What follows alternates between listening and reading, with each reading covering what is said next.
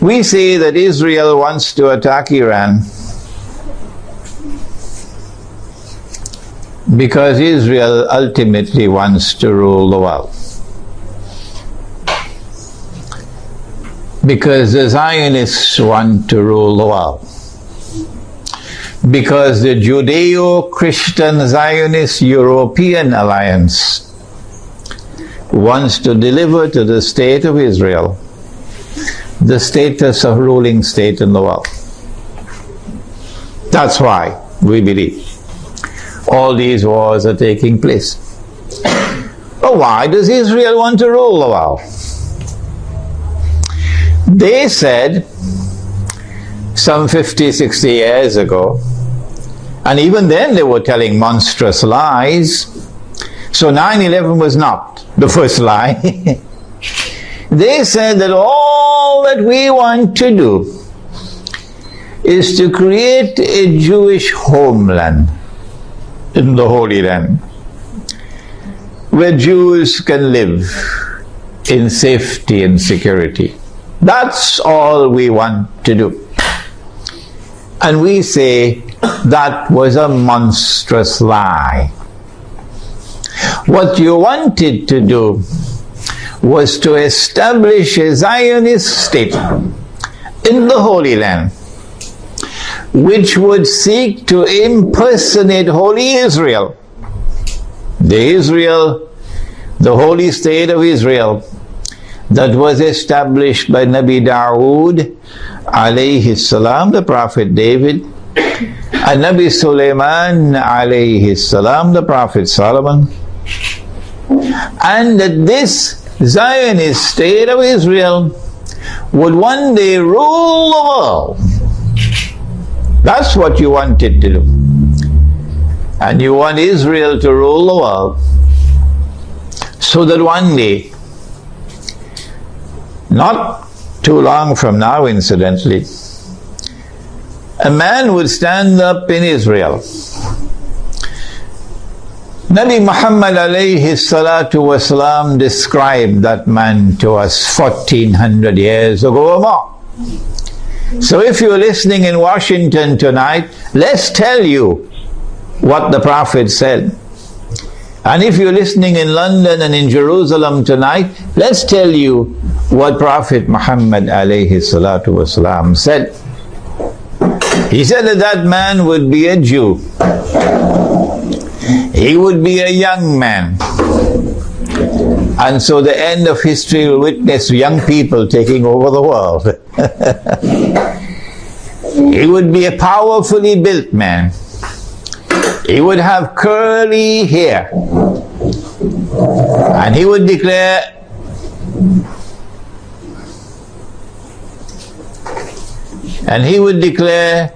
I am the Messiah. But that would be a lie. The Messiah is the son of Mary. Sorry, more than that. He was the son of the Virgin Mary. There's only one virgin in the world who ever gave birth to a son and still remained a virgin. And that was Jesus, Nabi Isa alayhi salam. He is the Messiah. Muslims believe that. And most Christians believe that. I don't know whether the Zionist Christians also believe that. Somebody should ask them. He is the Messiah. And one day he's coming back, said Nabi Muhammad alayhi salatu wasalam. Whether Washington believes that or not is irrelevant. One day he's going to come back, said Nabi Muhammad alayhi salatu wasalam. And when he comes back, he's going to rule the world from Jerusalem. That is in the hadith, because he would be Hakimul Adil, a ruler who will rule on the basis of justice. Those who today rule the world do so with injustice. That's why they want this Israel to rule the world. Because that man who says, I am the Messiah, would not be the son of the Virgin Mary. No, said Nabi Muhammad alayhi salatu wasalam, he would be al-Masih Dajjal, the false Messiah, the Antichrist. Every Muslim knows about him. Most Christians know about him. I don't know about the Zionist Christians. And so lots of people know this subject. And that moment when that man is going to rule the world from Jerusalem appears to me to be around the corner. Maybe 20 years, maybe 30 years. And so this is why they want to attack Iran. We want to begin our analysis tonight by pointing out that there is a moral foundation to the law of war and peace. And that moral foundation is that you do not launch wars unless there is a just cause for it. Iran has not done anything. Iran has not attacked Israel. Iran has not launched any missiles on Israel. Iran is not waging war on Israel. And so, in accordance with your Israeli law of war, which has an immoral foundation, no morality attached to it, you have the right to wage war against the people unjustly. And so, an attack on Iran would be unjust war. It would be an act of dhulm, in using the language of the Quran, an act of wickedness. Those who launch the attack would be a people who are committing monstrous sin. But I want to say something more. To those who are beating the drums of war in the Arab world, and who are looking forward to the attack on Iran, that you are beating the drums of unjust war. And when the attack takes place, you will be committing the same sin as supporters of the war, as those who are themselves perpetrating the war. And shame on you! Shame on you, we say to you, straight to your faces, from here in Malaysia, that if you support the attack on Iran, you are supporting unjust war. You are yourselves a party of dhulm, and Allah does not provide guidance to the people who commit dhulm. One of the reasons why many Arabs, not all Arabs, not at all, but many Arabs are beating the drums of war, looking forward to an attack on Iran, is because Iran is Shia.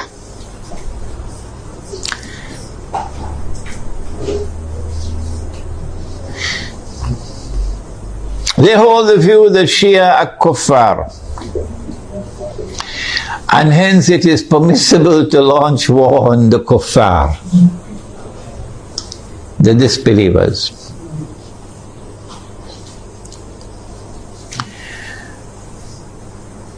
How can you come to this conclusion, the Shia are kuffar? If the Shia are kuffar, then there must be some ijma' or consensus of opinion on that subject. That consensus has never been achieved in 1400 years. Why? How can we say so? Here is proof. This is not the only proof, but this is adequate. That no regime in control of the Hijaz, in control of the Hajj, in our history that we know of, has ever prevented the Shia from performing the Hajj. As a consequence, we say, it is too late in the day now for you to come with any manufactured arguments declaring the Shia to be kuffar. Yes, we agree that it is an act of profound misguidance to declare that Abu Bakr Siddiq radiallahu ta'ala anhu was a usurper, and that Umar Farooq radiallahu ta'ala anhu was a usurper, and that Uthman Ghani radiallahu ta'ala anhu was a usurper. Three of the foremost companions of the Prophet alayhi salatu wasalam. It's a massive vote of no confidence in the Prophet himself alayhi salatu wasalam. And we say of those who insist that these three companions of the Prophet alayhi salatu wasalam were usurpers, we say you are profoundly misguided. But we never say that you are not Muslims. You still are our Muslim brothers. And so the argument that the Shia are kuffar and hence it is permissible to launch war on them is invalid. But secondly, does the religion of Islam say it is permissible to wage war on kuffar? Where did you learn your Islam from? Mars or Venus or Jupiter? Huh? This is the religion of Islam. Truth is from your Lord. فَمَنْ شَاءَ فَلْيُؤْمِنْ وَمَنْ شَاءَ فَلْيَكْفُرْ. Whosoever wishes is free to accept, and whosoever wishes is free to reject kufr.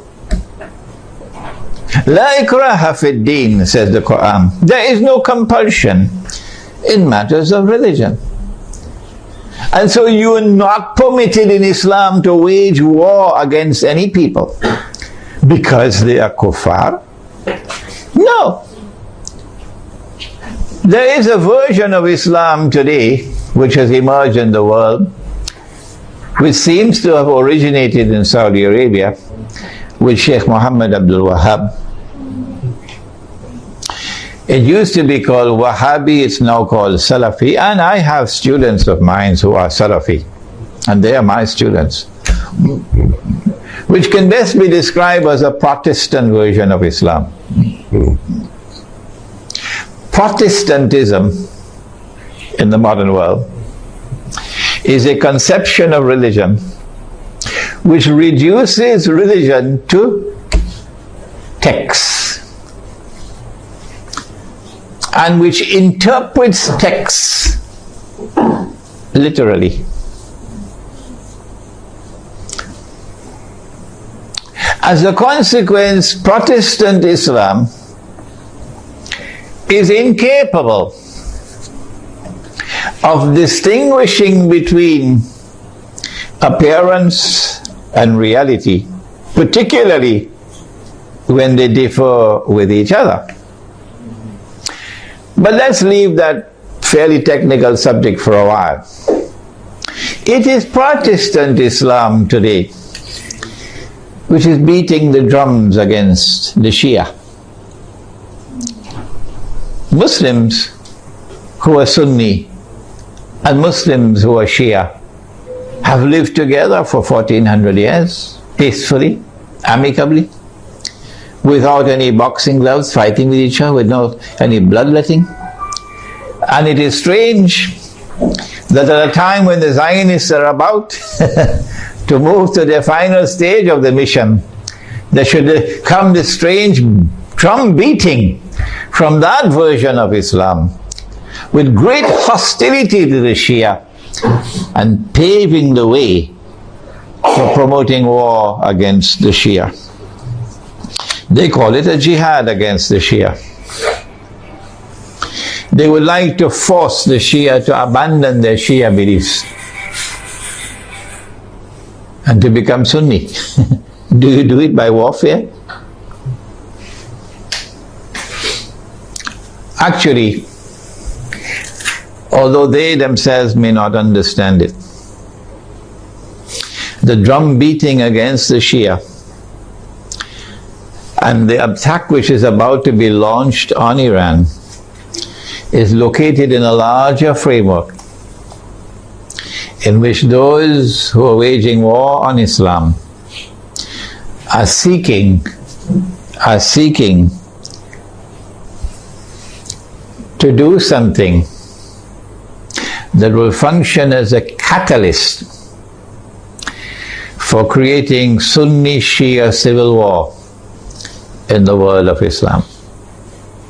Sunni Shia civil war would be something that would be massively beneficial for Israel. Number one, Sunni Shia civil war will make Islam look negatively, a negative image in the world. At a moment when Islam is center stage in the attention of the whole world. Number two, Sunni Shia civil war in Islam, Sunni versus Shia, would function as a diversion, diverting attention, both Muslim and non-Muslim attention, away from the plans of the Zionists to rule the world. Thirdly, Muslims fighting against themselves will obviously lead to a loss of power. Our power will decrease, and that will be strategically advantageous for Israel.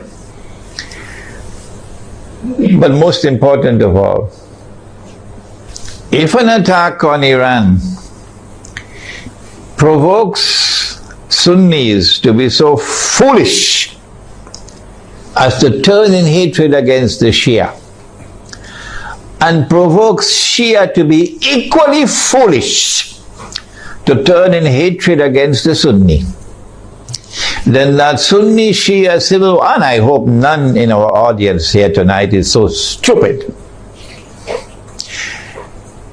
it will allow that Sunni Shia civil war to destabilize very important parts of the world of Islam, where there are significant Shia communities living amongst the Sunnis.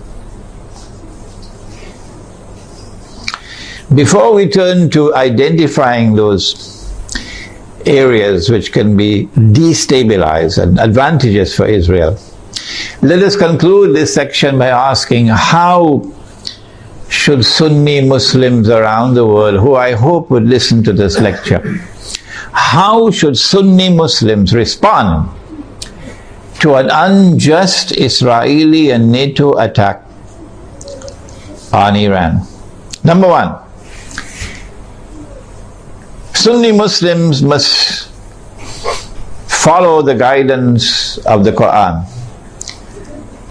and the guidance which has come from Nabi Muhammad alayhi salatu wasalam, and not follow CNN and Al Jazeera. And you must support the victim of aggression. وَلَوْ عَلَىٰ أَنفُسِكُمْ. Even if the victim of aggression is not your friend. In this case, he's your Muslim brother. You must support the victim of aggression, and you must condemn the aggressor. That is the first response. Iran will be a victim of aggression, and Israel will be an aggressor. How should Pakistan respond if Israel attacks Iran? And I hope the Pakistani people are listening. How should Egypt respond if Israel attacks Iran?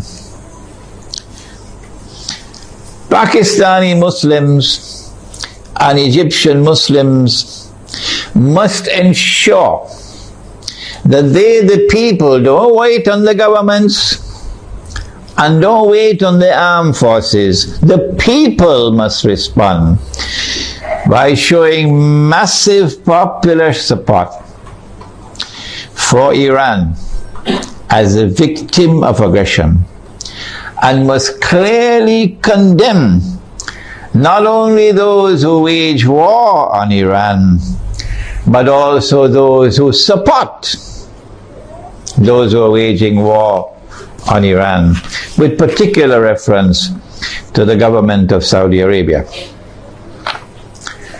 Number two, so we have dealt briefly with the Sunni Shia civil war problem. War on Iran, and my gosh, look how much time has gone. War on Iran obviously is going to impact on the world economy. Number one, on the price of oil. Not only because Iran is a major supplier of oil, but also because Iran is located in that basin that the Iranians call the Persian Gulf and the Arabs call the Arab Gulf, and they're still fighting over the words. This is the oil basin, and the river Euphrates enters into this basin. And Nabi Muhammad ﷺ told us 1400 years ago that the river Euphrates will uncover a mountain of gold. I suggest that you don't wait for the metal. I want to suggest to you that this is not a text to be understood literally. Protestant Islam is going to wait for a mountain of the metal. Let them wait. And we're not speaking disrespectfully of Protestant Islam. No, we're not speaking disrespectfully of the Salafis. Let me repeat it. I am not speaking disrespectfully of the Salafis, and I'm not speaking disrespectfully of their methodology or for literal interpretation of the text. All I'm saying is let them wait for the mountain of the metal. We interpret the text differently. And we say that mountain of gold is already here. And it's black gold. And it's oil. And the Prophet prophesied that they're going to fight over it. And in the end, 99 out of every 100 are going to be killed.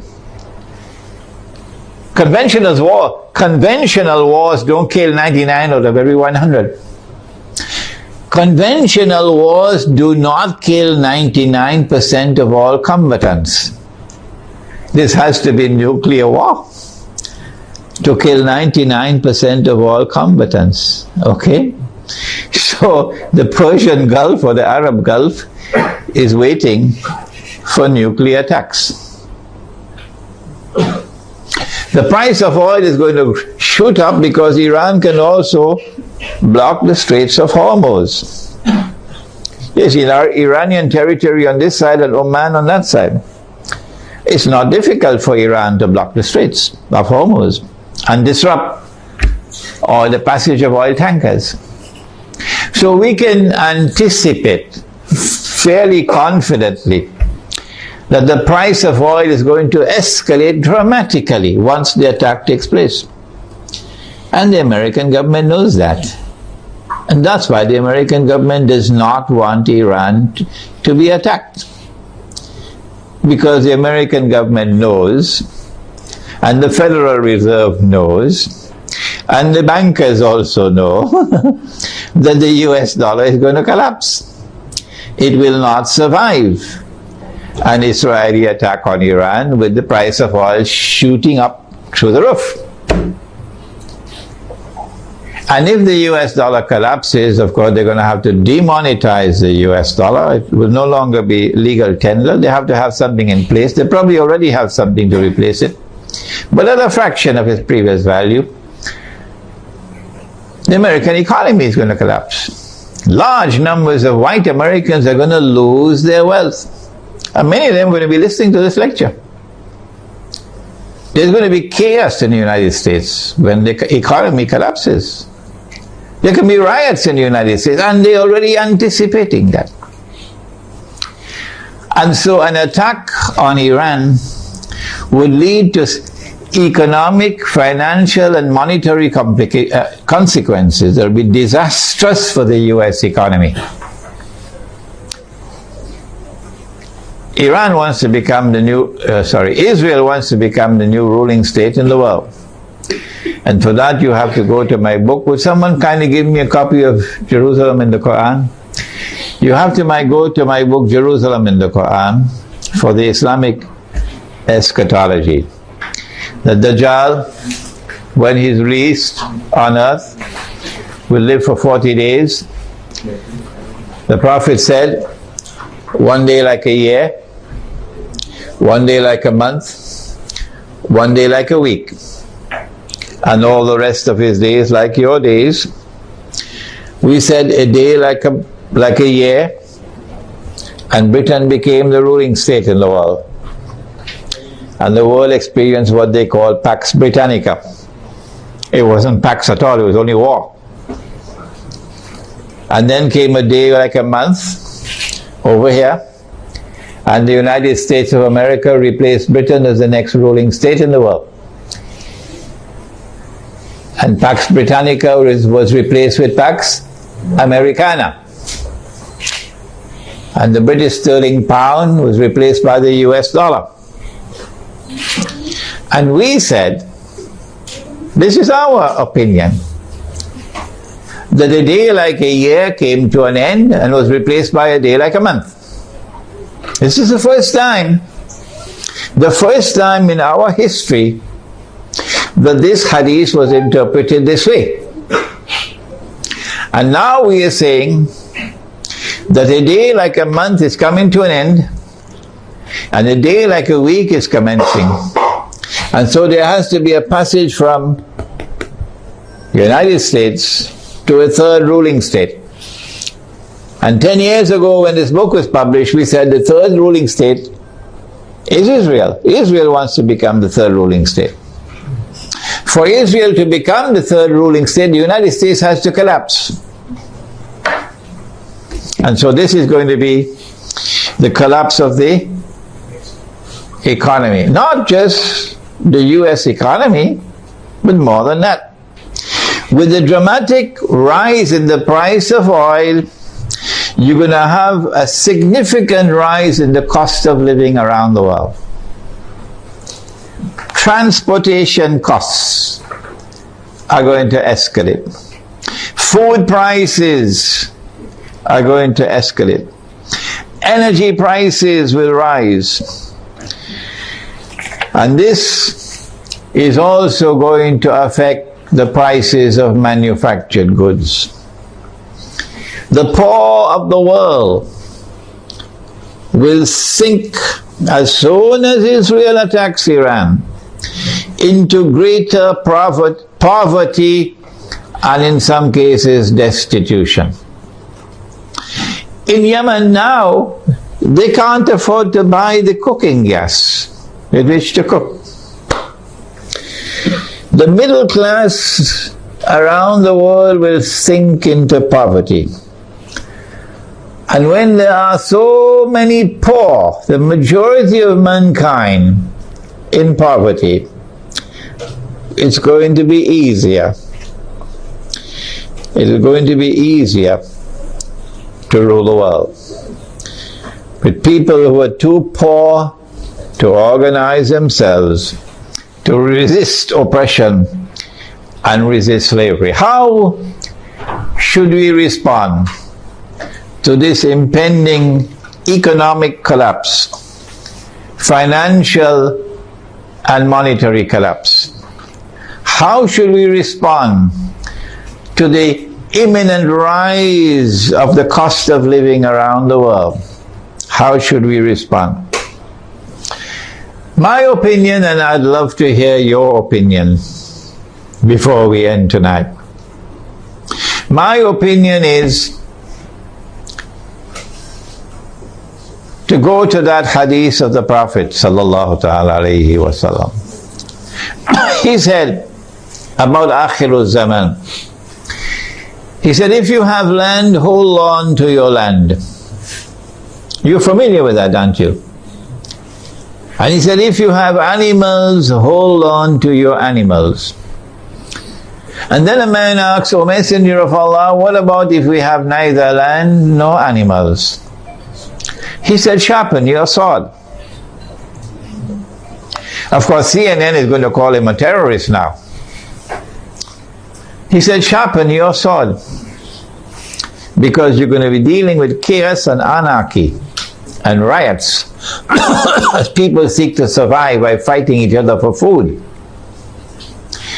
Where can we get land and animals to sustain ourselves in this impending collapse? The answer is certainly not in the cities. If you believe that you can survive in the cities and get land and animals in the cities, you should buy a one-way ticket to the moon.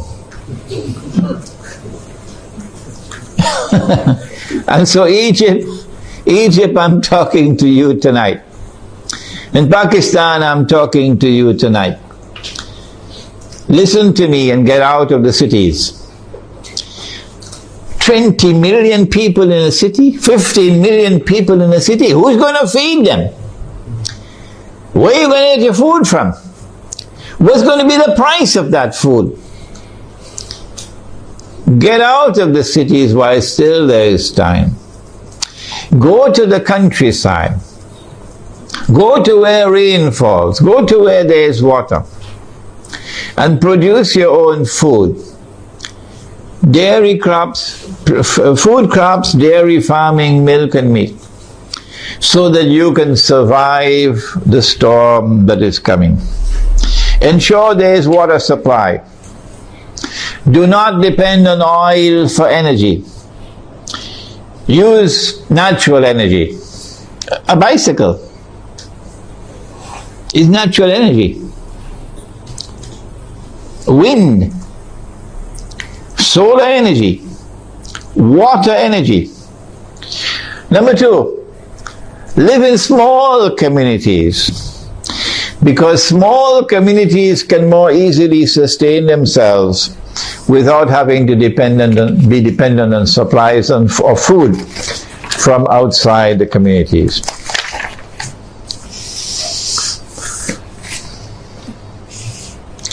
We now return to Pakistan.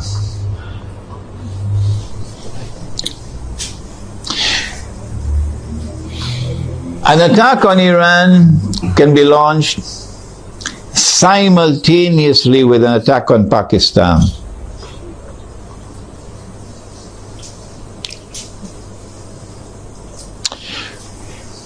The purpose would be to eliminate Pakistan from the nuclear club.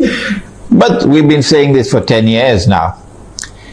When the attack on America took place in September 2001, we produced a booklet 2 months later, a Muslim response to the attack on America. That booklet is on my website. And in that booklet we said that those who planned and executed 9/11 had as their ultimate target Pakistan. And they put the blame on Afghanistan so that they could put their troops in Afghanistan so that they'll be advantageously located for moving in on the final target, which is Pakistan. Why Pakistan? Why is Pakistan so important? The answer is Pakistan is a member of the nuclear club. It is the only Muslim country which possesses nuclear weapons. And according to the Bible of the Zionists, no Muslim country must be able to defend itself. The Zionist Bible says that no Muslim country must have nuclear weapons. But the Zionist Bible says Israel can have as many nuclear weapons as it wants. And Israel should be able to also use its nuclear weapons according to their moral law. And because Pakistan has nuclear weapons, Pakistan has to be denuclearized.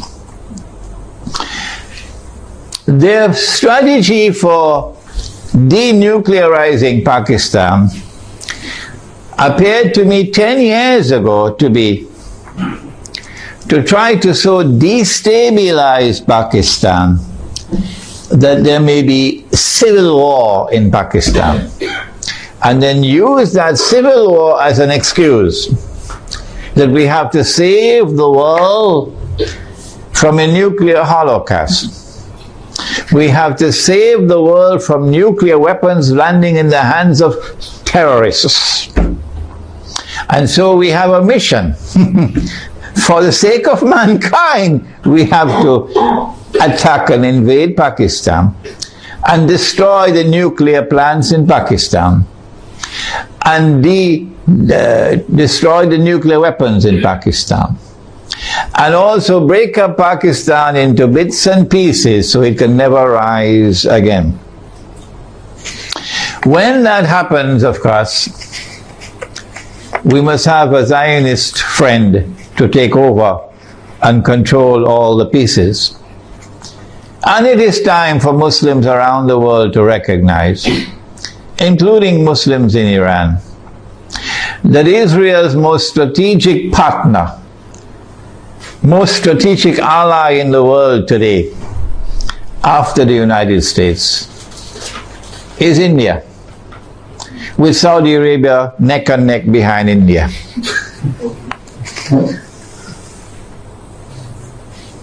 And so, not only must India be involved in the attack,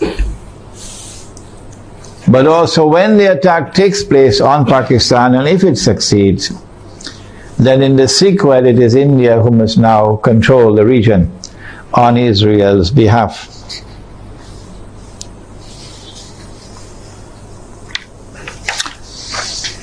An attack on Pakistan, a successful attack on Pakistan, and the denuclearization of Pakistan and the breakup of Pakistan into bits and pieces will impact upon Muslims in the whole of that subcontinent in such a way as to bring about a state of demoralization and despair, and send shock waves to Muslims in the rest of the world. That one of the largest Muslim communities around the world, in India, Pakistan and Bangladesh, have now come under the foot of Hindu India.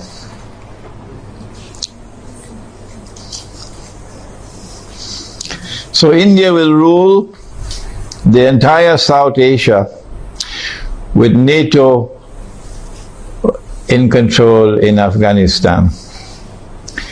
What should Pakistan do at a time like this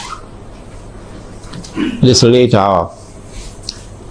Perhaps it's already too late for Pakistan to do anything, because those who have controlled Pakistan politically and those who have been in control of the Pakistan armed forces have distinguished themselves with their stupidity. And I have to use a harsh language. I'm so sorry to use this harsh language against them.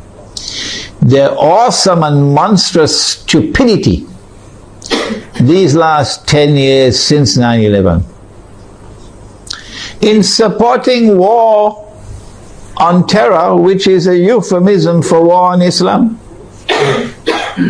supporting NATO in their attack on Afghanistan, your innocent Muslim brothers in Afghanistan, and you supporting NATO, killing innocent people. But more than that, handing over the territory of Pakistan to the Zionists. Have you no shame? This is what you did for 10 years. That all the NATO supplies going to Afghanistan went to the territory of Pakistan, and it took you 10 years to stop it.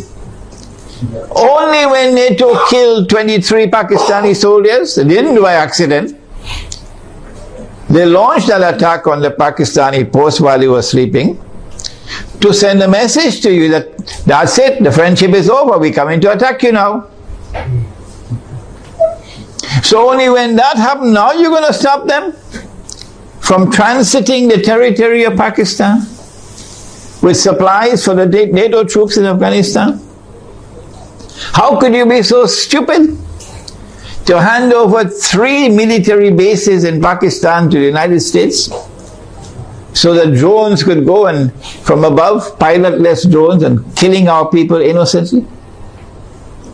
And now, when the knife is about to cut your throat, only now you're waking up.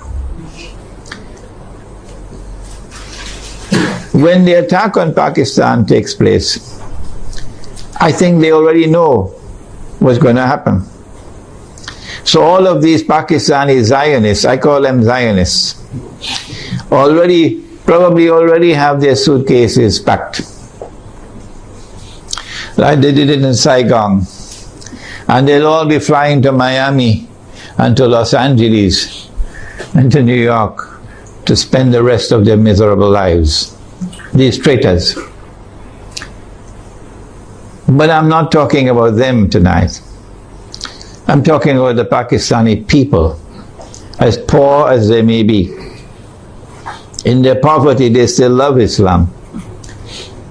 And they hate the government of the United States, which has been committing aggression and oppression with deception after deception. Feelings in Pakistan have reached fever pitch. They know in Pakistan the attack is coming. My advice tonight to them, if it is not too late, I don't know, what can you do?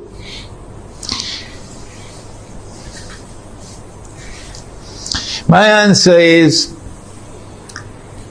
if you are to win Allah's help, you got to put your house in order. You got to abandon those who are fighting over sectarian issues. Stay away from them. Get away from these people. Number 2, Allah made riba haram.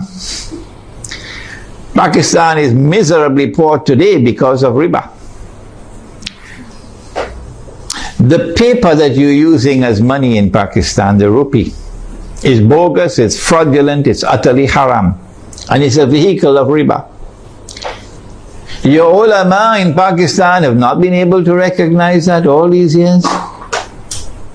Go look for those scholars of Islam in Pakistan who can recognize that paper to be bogus and fraudulent and haram, who can recognize so-called Islamic banking to be delivering riba through the back door, who can recognize that membership in the United Nations organization and submission to the Charter of the UN is a recipe to slavery, who can recognize that membership in the International Monetary Fund, which prohibits the use of gold as money, is a recipe for slavery. Look for such scholars of Islam and follow them. And also for the people of Pakistan, get out of the cities, go to the countryside, and seek to produce your own food to sustain yourselves in the tomorrow that is coming that's going to be horrible. Let us now turn to implications for the United States of America.